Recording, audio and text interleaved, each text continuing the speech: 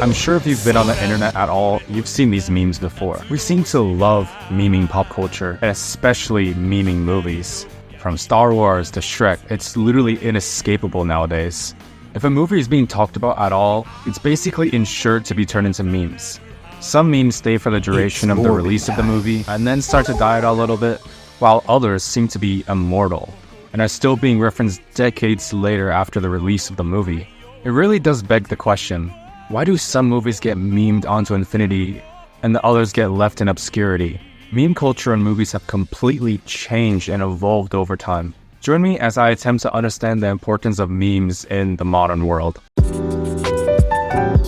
Let's look at one of the biggest memes in recent times, Barbenheimer. It started as a coincidence. Two of the most highly anticipated films were being released on the same day. They were both fighting for the coveted spot of the summer flick. It was during July, which is a really good time for movies to come out because that's when people want to go to the movie theaters. People quickly noticed how ridiculous it was for these two movies to be put next to each other. One of them being pink and feminine and flashy, while the other one looked grimy and mature and dark. Thus, the meme Barbenheimer was created, a combination of the two names being put together as one. It became mainstream with the main leads of both movies addressing the ridiculous but funny situation. It's a perfect double bill. I think actually start your day with Barbie, then go straight into Oppenheimer, and then Barbie Chaser. I mean, I'll be going to see Barbie 100%. I can't wait to see it. Fast forward to the future, both films performed absolutely amazing. Barbie with a whopping $1.4 billion and Oppenheimer with almost $1 billion. Not to mention all the awards and nominations that these movies got. What was originally going to be two standalone films turned into one single event. This is what the internet and memes can do to things. It turns things into events, and people love events.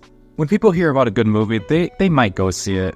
But when people hear about an event, something everyone is talking about like it's a once-in-a-lifetime deal, more people are likely to go see it. So is that all there is to it? Can a happy coincidence really attract hundreds of millions of eyes and guarantee the success of a movie?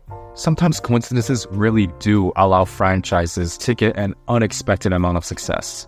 In the case of JoJo's Bizarre Adventure, this happened nearly 20 years after release of the series.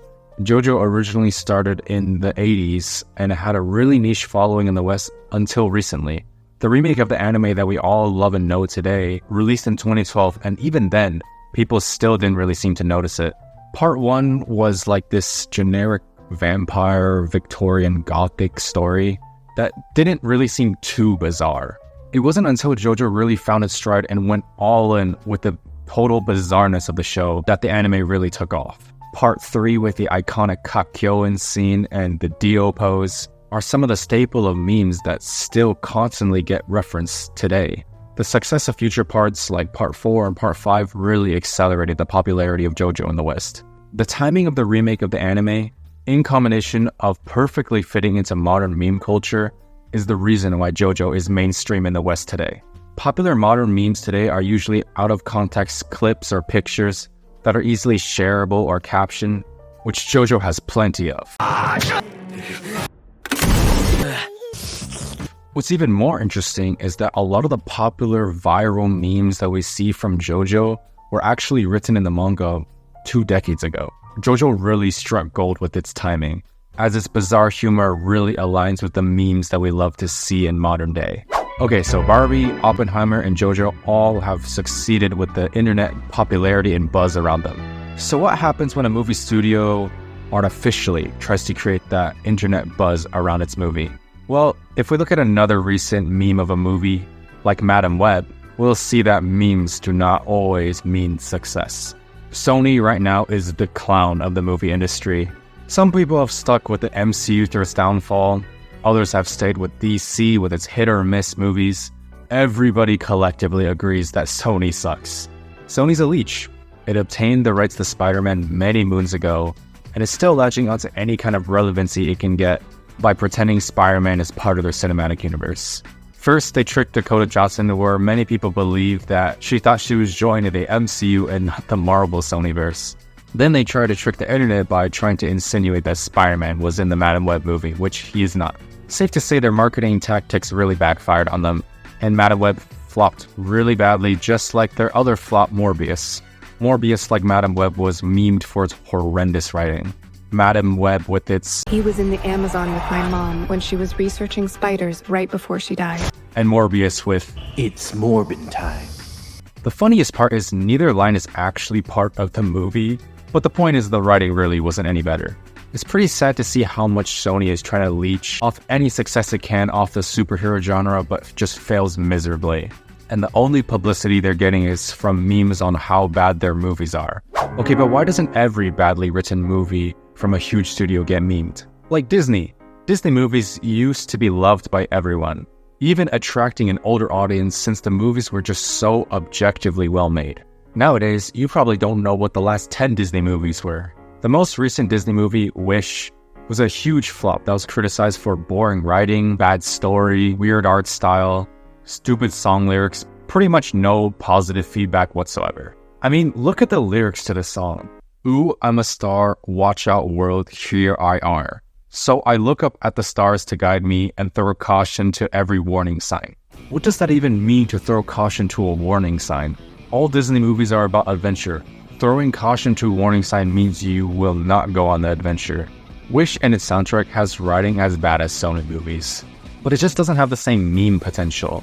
The bad movies that are memed always have something people love to bring up. Like I said, the Morbing Time and all its variants are really popular.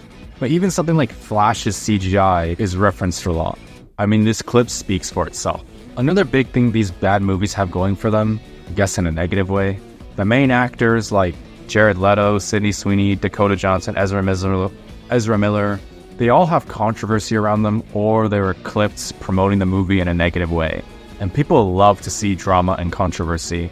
Negative press is almost as powerful as positive press in terms of viewership. Unfortunately, not when it comes to money though. So on one hand, Disney's Wish was completely unnoticed and made no money, while the trashy superhero movies were noticed, but they also made no money. So what happens when a movie not only gets a ton of press, but is also really high quality? If we look at the highest grossing movie franchise of all time, we can see they not only had good movies, but also had a loyal fan base that would meme everything that would come out. During Marvel's heyday, Infinity War broke the internet for months. The previous memes I mentioned all died out relatively quickly because they were associated with the movie release at the time. With the cliffhanger of Infinity War and the world's anticipation to the conclusion of the unfinished story, people took time to meme parts of the movie to fill in that time.